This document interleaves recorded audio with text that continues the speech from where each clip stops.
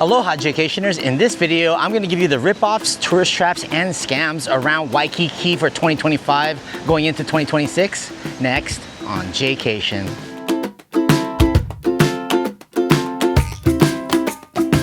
Aloha Jaycationers, welcome back to another video here in the Hawaii series, and in this video I'm gonna give you rip-offs, tourist traps, and scams of Waikiki in 2025 going into 2026 and the future. I've spent the past week observing everything around the streets and the resorts and just observing the prices and seeing what's egregious and what's fair.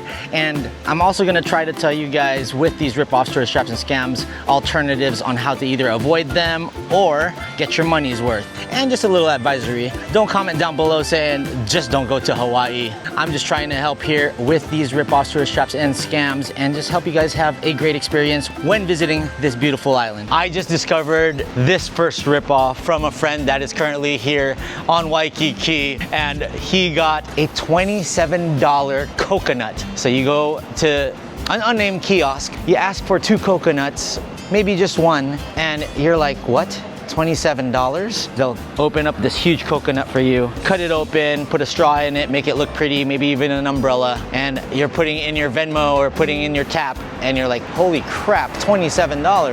Well, in the Philippines, you can just have somebody climb up a friggin' coconut, or it just falls off the tree, have somebody slice it with a big axe, and it's free. Different parts of the island, you could even get a coconut here, definitely not for $27, but in Waikiki, there are quite a few stands here that will sell it to you for that price. So make sure before you buy it, ask them how much it is. Because a lot of people will come here, order something, not know how much it is, just assume it'll be something respectable, and it's not. So beware of the $27 coconut. It does exist, hint, hint. One thing you should always be careful about is theft on the beach. Don't leave your bags, your belongings, your wallet, credit cards, room key under a towel or anything like that. Always make sure it's secure somewhere or somebody's watching it. There are also lockers around these resorts that even though you have to pay some money for it, it beats losing your valuables. So check out the lockers around the resorts, or leave as much as you can in your room when you're laying out at the beach, or have a friend or family member watching over the stuff at all times, because if you go in the water and you're like, oh, it's cool, I can just watch it from there, you blink once and your stuff is gone when you get back. So just be safe around Waikiki Beach especially, but over here around the Hilton Hawaiian Village area is the same way. So they have lockers all around, make sure you use them. Another place you might want to be more secure at as well is over at the swimming pool. Even if you go into the swimming pool and leave your cell phone and whatnot, there's also people here, you never know, on the prowl looking to take stuff. I've seen a lost and found because I lost a pair of sunglasses here. So just beware at the swimming pool, not just the beach. I asked a couple of my local friends what they thought were tourist traps here on Oahu, in Waikiki specifically, and they gave me 2 places. They said that the Honolulu Zoo and the aquarium were basically underwhelming spots to check out. I mean, I think it might be a great option for families, but honestly, kids could probably just roam around the hotel you're spending hundreds, maybe even thousands of dollars to stay in over at the swimming pool or even at the beach. So that money could be spent elsewhere. The Honolulu Zoo is not really that big, and I saw that admission is around $21, but you can also pay extra for parking. The food is not that great, probably like cafeteria food. I've really not heard much good input about the Honolulu Zoo and the aquarium. So for tourist traps, I would definitely say those 2 you might want to avoid. Unless your family is staying here for a couple of weeks and you're finding something new to do, that might be an option for you. Let's talk about shopping. That is a huge activity here on Oahu in Waikiki. You have luxury brands down the street here, such as Louis Vuitton and Prada. You got H&M and malls like Ala Moana, Royal Hawaiian Center, International Marketplace, and there are just tons of stores there. Now, if you are an American shopper and you can find these places in the mainland, you definitely would probably be able to find those products products a little cheaper and not paying the island price. But if you are an international tourist, some of these places like Stussy, they are not available in those certain countries. So I understand why these stores make so much money is because of the international tourism, and the tourists that come here from different parts of the world sometimes may not have access to these types of stores. But you got to know what you have back home, because if you don't and you just splurge here with your shopping, you're gonna come home with a credit card statement up the yin yang, and it's not gonna be fun to pay off.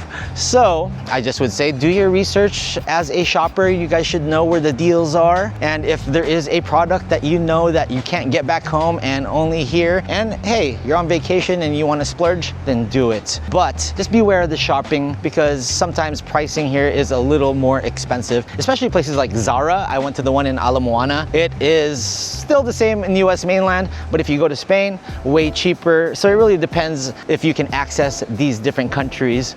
But just know the worth of what you're buying. Let's talk about timeshare presentations. There are plenty of timeshare booths around places like the International Marketplace and Ala Moana Center and certain resorts around here. And they will try to entice you for free gifts, free night stay, maybe a tour package around the island or a cruise on the water. These timeshares are designed to get you to say yes. They will make it look as pretty as possible, so at the very end, the salesperson can sell you on that timeshare. Some people may have the money to do it. Some people may not have the money to do it. It doesn't matter. They're just trying to sell that timeshare to you. And I have friends that do have the willpower to say no, and credit to them.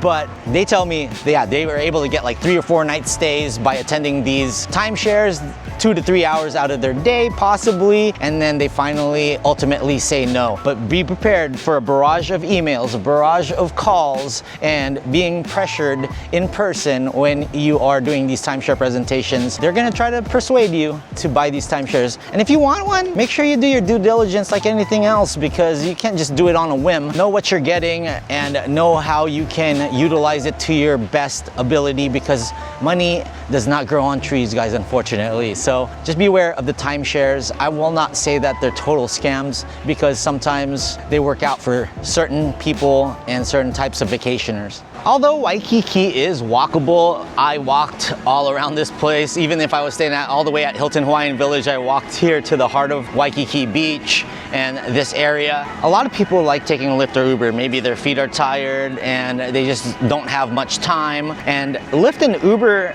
sometimes you'll get lucky and you can find a Lyft or Uber from here to the other side of Waikiki for anywhere from $4 to $8 at a non-surge time. But when it is surge pricing, I heard that you're paying at least $25 to $35, $40 just to get from one point of Waikiki to the other in traffic.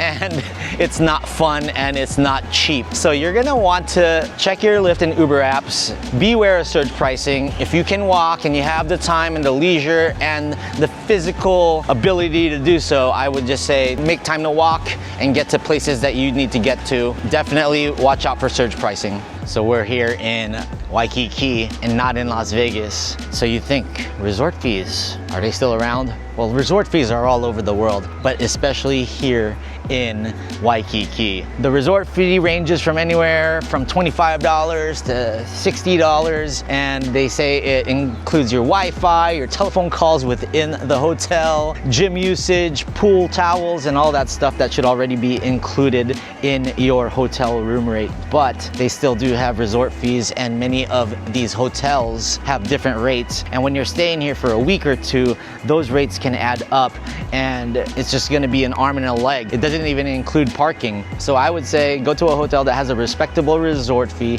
There's always places like the Surf Jack where they don't have resort fees, and you can just stay there and not worry about having to pay that extra per night. They used to have free parking, but not anymore, but it's more affordable than a lot of these other hotels. I saw valet is like $90 in some of these resorts, and $69 to self-park. That is pretty crazy. So just beware of the resort fees, they're here still as well. Check out the difference between other hotels and then make your decision from there. Car rentals. So car rentals can be tricky here around the island. The most convenient way is just to pick up your car rental from the center over at the airport. They have all the big name brands over there. And then there are a couple of rental car centers a couple miles away from the airport where they will pick you up via shuttle and take you there. And that's what I did. And you actually save a little more on some of these car rental spots that are a mile or two away from the airport. I rented from Lucky Owl, and for the week I spent about $160 before adding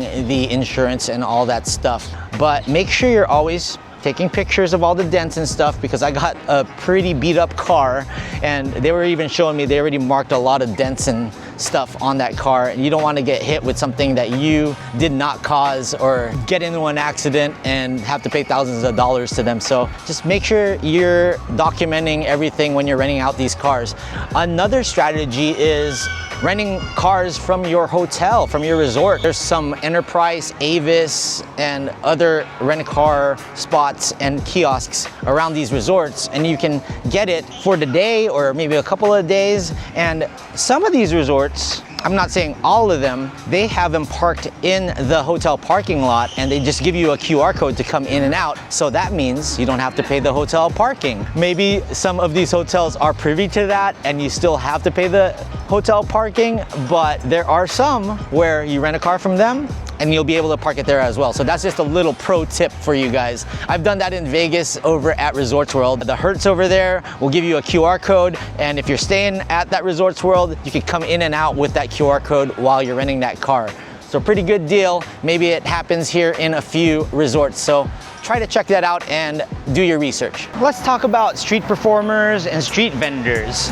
Now I'll say this, street performers, street vendors, not all of them are bad. Some of them are actually really great, and if you are taking in their entertainment and having a good time, tip them. Make sure you take care of them, but just don't fall into that trap of getting overly charged or bullied into paying more than that you could actually afford. There are really good street art things that go on around here, like right behind me during the night. They have caricature artists that are very popular. Caricatures are not cheap.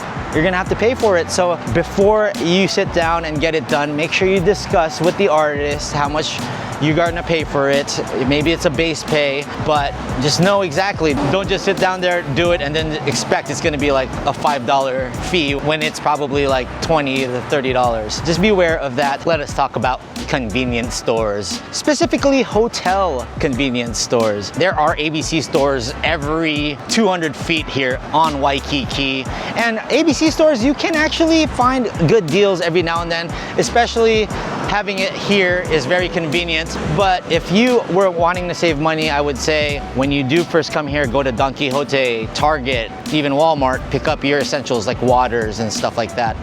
Here at ABC stores, you will go inside and find local brands that are cheaper. They tend to be cheaper than stuff that you could find in the mainlands. For instance, Maui Brewing Company, you can get beers and seltzers from them for a lot cheaper than, let's say, something from the mainland like Firestone or Budweiser products.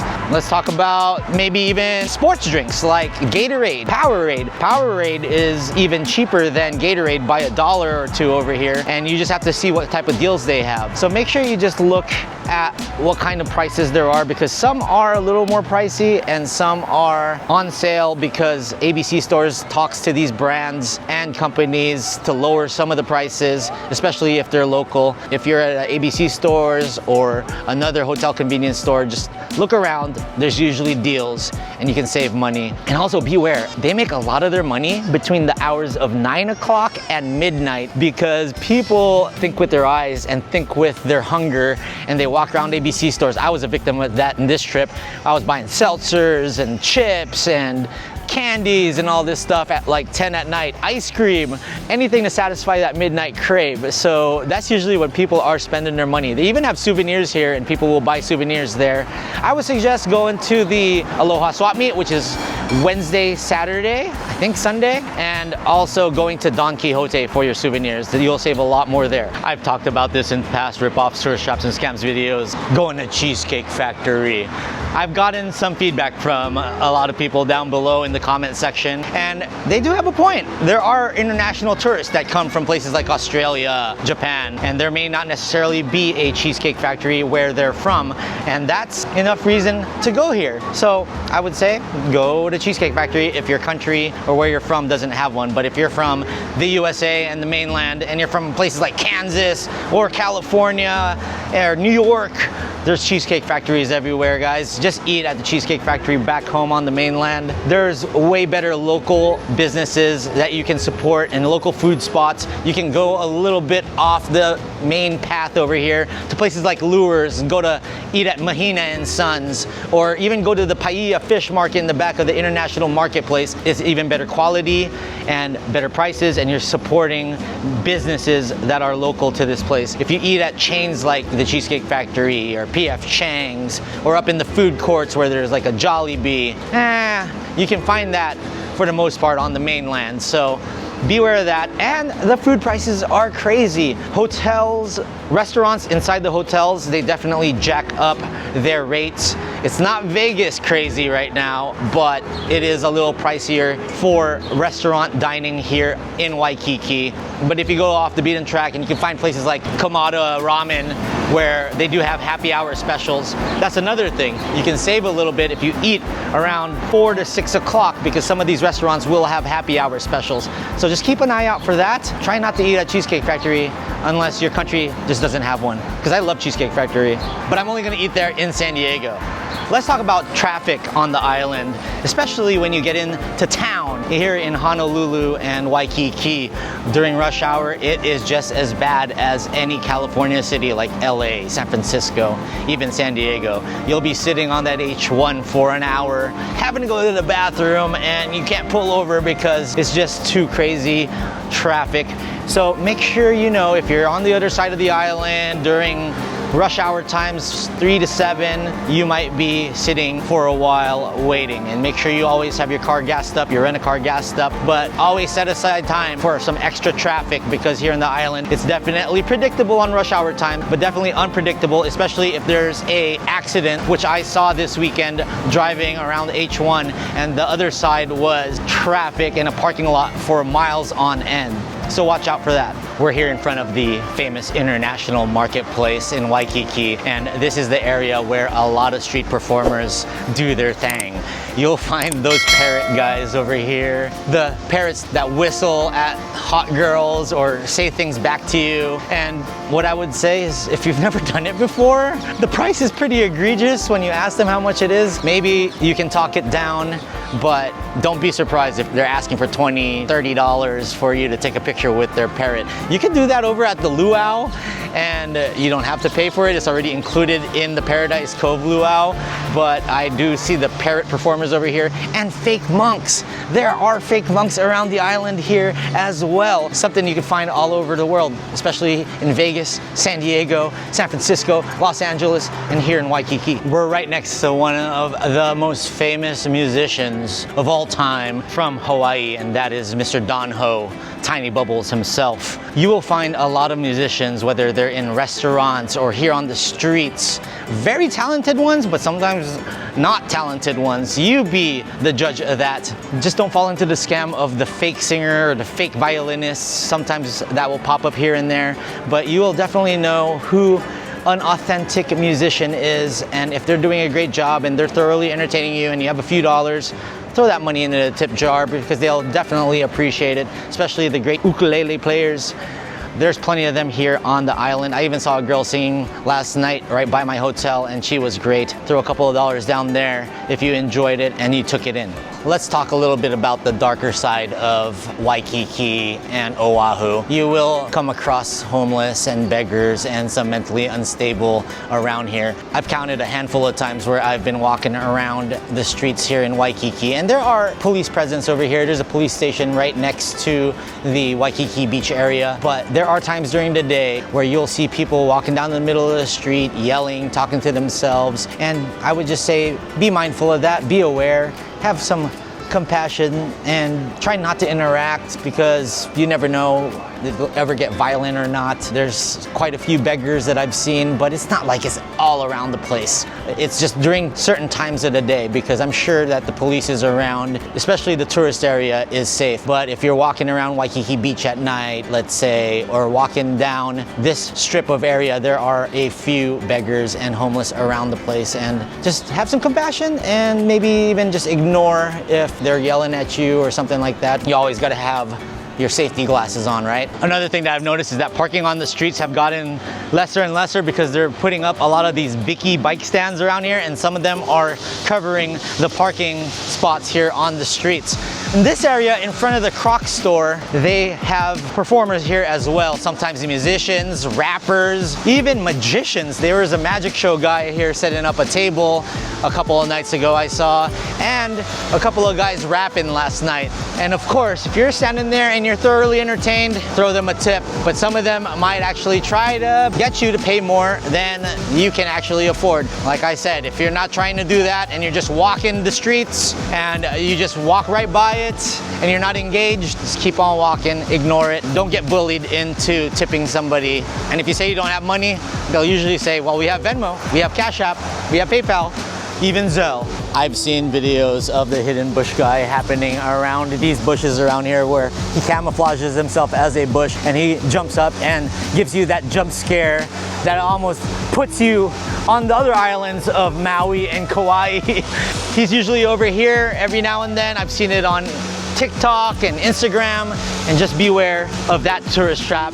It's a funny one, and sometimes your friends or family will set you up, and that's when they'll ask for tips. He ain't doing it for shits and giggles. So just beware of the bushman around here, unless somebody kicked the crap out of him and he learned his lesson already. A few other things I would like you guys to take note of is booking your tours on the water or on land through third parties, whether you do it online or you do it here on the streets. There's a lot of third party guys that are trying to get a commission, and you're paying that extra commission. My advice to you is, if you're doing a tour, book directly from that tour company. They usually will have a website if they're super legit and set up and have the right licensing, or get it from your hotel. Your hotel won't upcharge you more than they already do, and they just want you to get doing these activities, especially with the ones that are partnered with these resorts. So if you're gonna do tours, best way to do it is book it directly with the tour provider or your hotel, because you know they're not gonna scam you and you're actually gonna go on the tour even though it may be a little pricey.